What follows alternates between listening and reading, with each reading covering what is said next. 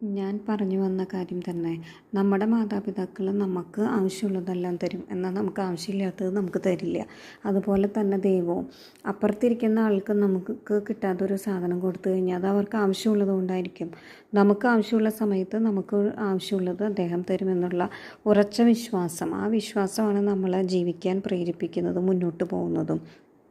ദൈവത്തിൽ നമ്മൾ അടിയുറച്ച് വിശ്വസിക്കുന്നുണ്ടെങ്കിൽ ഇതും വിശ്വസിച്ച് കഴിഞ്ഞാൽ നമുക്കൊരു ദുഃഖവും വേണ്ട. മറ്റൊരാൾക്ക് ഒരു സാധനം കിട്ടി, അല്ലെങ്കിൽ മറ്റൊരാൾക്കൊരു നേട്ടം ഉണ്ടായി, നമ്മൾ അതിൽ വിഷമിക്കുക ഒന്നും ചെയ്യേണ്ട കാര്യമില്ല. നമുക്ക് സമയമാകുമ്പോൾ ഏറ്റവും നല്ലത് ദൈവം തരുമെന്ന് ഉറച്ച് വിശ്വസിക്കുക.